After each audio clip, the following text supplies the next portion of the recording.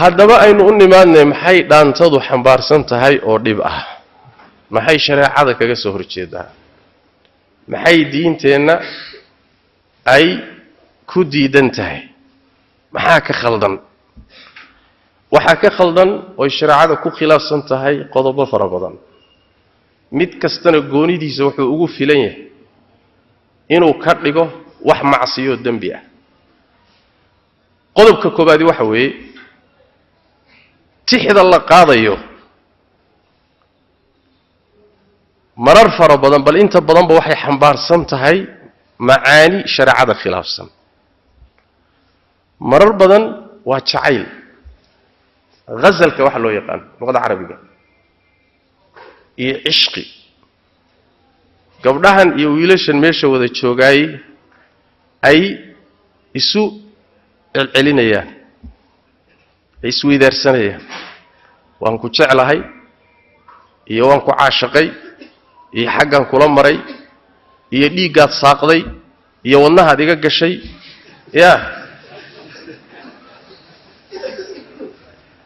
يعني غزلك wax loo yaqaano waa marka rag iyo dumar ajaanib kala ah oo hadana war noocaas oo kala isku akhrinayay waa mid mar labaad waxay xambaarsan tahay sida markay tahay waa dacwa ila al-faahisha waa dacwa ila az-zina shariicadu miisaankaas ay saartaa sidaas daraadeed rasuulkeena salawaatu rabbi wa salaam alayhi waxa la weydiisayba waxyaalaha tixda ah gabayga ah buraanburka ah muxuu ahay gabayga muxuu ahay heesta ah nadmiga iyo tixdu sideedaba suugaanta ku iimaanaysaa shariicada la faahanteeda marka gooni loo fiiriyo macnaha ay xambaarsan tahay ayaa xukunkeedu noqonaya hadday macna khaldan xambaarsan tahayna waa xaraam hadday macna saxsan ama iska banaan xambaarsan tahayna marka dhib male sida ayaa sheegay nabigeena sheegay salawaatu rabbi wa salaam alayhi hadith Aisha waxay tiri rasuulka la weydiiyay sallallahu alayhi wasallam gabayga la weydiiyay waa tixda markaas nabigu wuxuu yiri sallallahu alayhi wasallam huwa kalaamun fahasaduhu hasan wa qabihuhu qabih tixdu sideedaba waa hadal oo kala waa hadalka caadiga ee nasriga ayay la mid tahay kiisa wanaagsanna waa wanaagsan yahay mideeda xunna waa xun tahay saastaradeed tixdu xumaanteeduna shariicada khilaafsanna waa xaraam tixda wanaagsan ee midhaha ka hadlaya waxaan shariicadu diidaynin ka hadlayana dhib ma laha ama way wanaagsan yihiin sidaas way macna xadiidkaasi abu ya'la baa wariyay shaahid buu leeyahay bukhari soo saaray fi al-adab al-mufrad daraqutni sidoo kale bi sanad dhaif labada riwaayana waa isxoojiraya sidoo leeyahay sheekh albani alayhi rahmatullah ummul mu'minin aisha radiyallahu ta'ala anhuma أيضا وحا لغا ورينا بخاري كورينا في الأدب المفرد إني تري الشعر منه حسن ومنه قبيح فخذ بالحسن ودع القبيح تحدى السيدة هذا وحاكم إذا واحد معنيه سوف في عينه معناه في عن مثلا وحويان وحلقها الله يرقى وناكسن وحلق مثلا تحدى اللغو ترينا يا مثلا خير بعدتك اللغو بورينا يا حيالا مباحاضو اسكبا نام بعدتك لغاها الله يا فضيلة أخلاق وناكسن بالشيء علمي جيبا مثلا يعني تيح أهان لقدك أو نظم لقدك كيسة وناكسن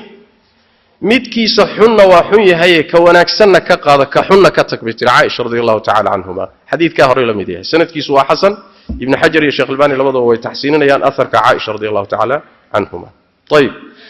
وحكى لي حنبار سنة هاي وإسلاميشها كو إيمانيسا أبيات دقار بدني وحي حنبار سنهين يوحن أي قاضيان waxay xambaarsan tahay xadgudub aan caadi ahayn oo lagu xadgudbayo amaanta ruuxa markuu ku hor joogo hadduu sheekh yahay iyo hadduu shariif yahay iyo hadduu madax yahay iyo hadduu caalim yahay iyo hadduu taajir yahay amaantiisa lagama badbadiyo bal hortiisaba laguma amaano waxaa laga baqayaa waxoogaa inuu fidnoobo waxoogaa ruux haddii la wadwado la sheego la qaadqaado أقول شيطان باتشيت كسو قلي أصلي يا كافي عمبا يا كافريتسن خلاص وافد نوبة يا مر ساس دراديت بان أقولين أما النصر هالنقطة أما النظم أما أنت ضدك هرتوض إن لو أمانة اللهم في حالات هاي شريعة صور ريبتي مويان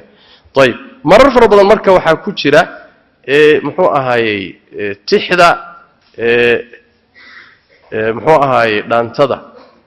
iyo midhaha la qaadayo waxaa ku jira ammaan fara badan yani gabadhoo la ammaanayo reerkoodii oo la ammaanayo ninkoo is ammaanaya iyadii muxuu ahaay oo is ammaanaysa ammaan baa tifka ah madiix nabigeena salawaatu rabbi wasalaamu calayhi waxa ka sugan xadiis maymuun ibn abi shabiib baa wuxuu leeyahay nin baa wuxuu soo galay isagoo ammaanaya nin Uthman u ahaan jiray caamil nin meel shaqo u hayay dawladii xilligii Uthman oo dawladda muslimiinta madaxda waa khaliifka u ahaa nin meel tala ka hayo oo degmo mise magaalo caamilka ah oo shaqo hayay ayaa Uthman u yimid isagoo Uthman la joogo ayaa nin baa ninkii ammaanay meeshana Uthman baa jooga meeshii Uthman fadhiyay ninka lagu ammaanayay baa waxa jooga saxaabi kale la yiraahdo al-Miqdad miqdaad baa marka intuu carracan toobsaday buu ninkii wax ammaanayay wajiga kaga sayray war maxaa ninkan maxaa carrada ugu sayraysaa see wax kay markaas wuxuu yiri Uthman baa wuxuu ku yiri ma hada war miqdaad maxay tahay waxaad samaynaysaa maxaa dadka carrada ugu sayraysaa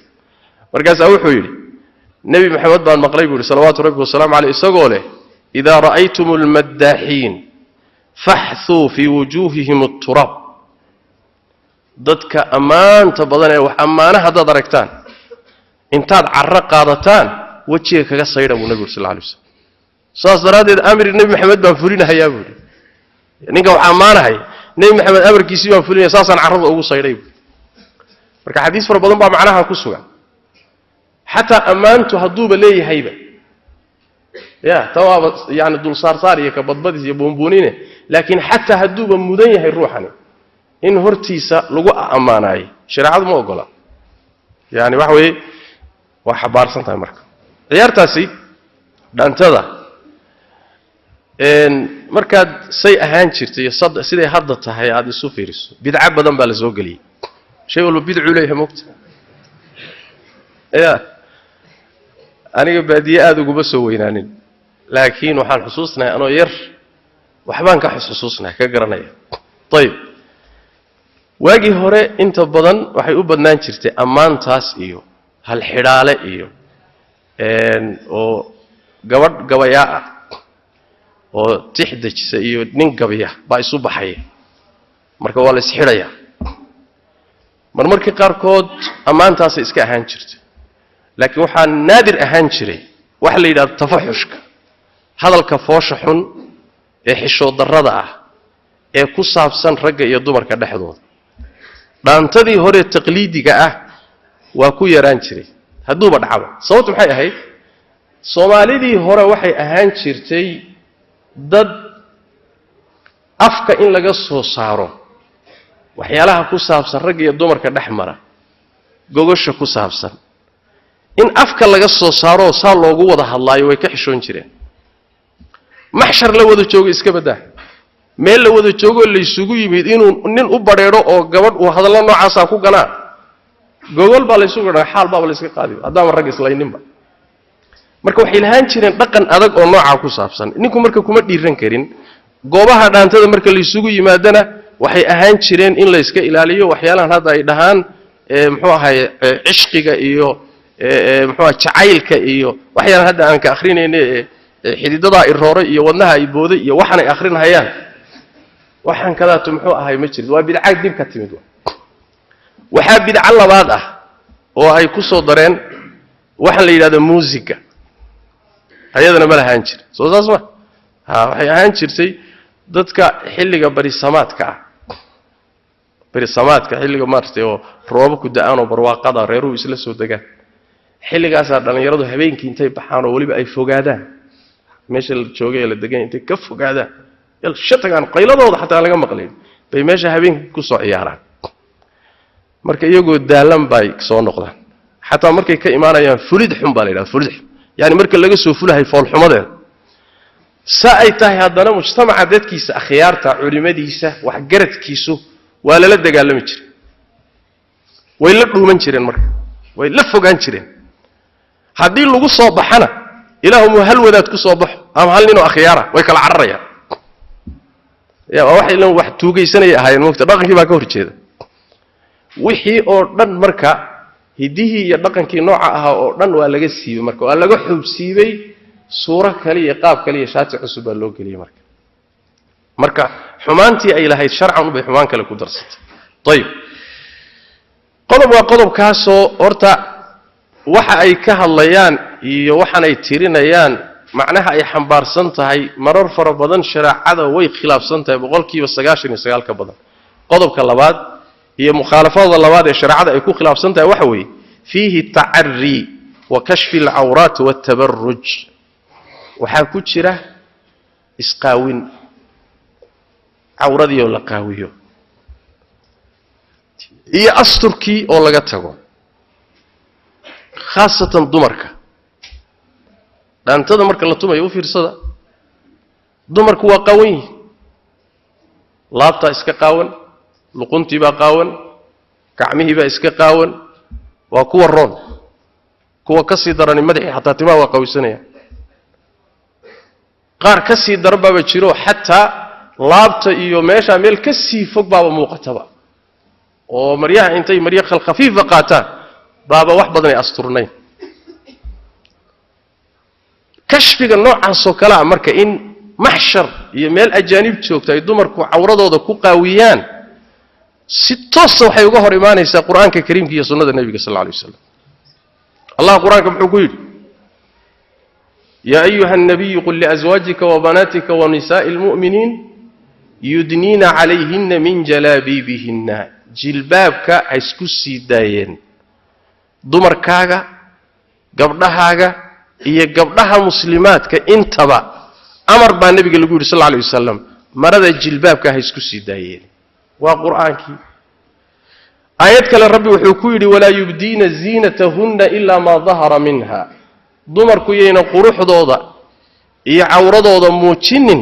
illa wixii iskaba muuqda mooyee dadkay marka awradooda arki kare u banayn karaan iyo intay banayn karaan bay aayaddan ka sii hadashay ayadii kale fi suurati al-ahzab Allah wuxuu yiri wala tabarrajna tabarruj al-jahiliyyah al-ula dumarkii hore gaalada ahaa sidii awradooda u muujin jireen iyo quruxdooda gabdhihii muslimaadka iyo dumarkii muslimaadka ay haw muujinina is astura ya waad kala duwantihiin haweenay gaal ah oo diin lahayn oo jaahiliyad ah baa quruxdeeda banaanka dhigta laakiin hadaad mu'mina tahay oo ilaahay rumaysan tahay iyo aakhira iyo rasuulkiisa salawaatu rabbi wa salaamu alayhi waxa lagu yiri quruxdaada banaanka ha geynina qariyo astur saas daraadeed quraanka kariimka iyo xadiiska nabiga toos uga hor imaanaysa waa qodob kale intayna qodobka ka bixin ragga iyo dumarku inay awraadka muujiyaan oo asturka ka tagaan waa maqsad weyn oo kamida maqaasida shaydaanka shaytaan bini aadamka inuu lumiyo waxyaalaha ugu muhiimsan ee uu ka gaaro waxa kamida inuu awradiisa qaawiyo الله سو قرآن كينو مشيكن في سورة الأعراف يا بني آدم لا يفتننكم الشيطان كما أخرج أبويكم من الجنة محوك السمي ينزع عنهما لباسهما ليريهما من سوآتهما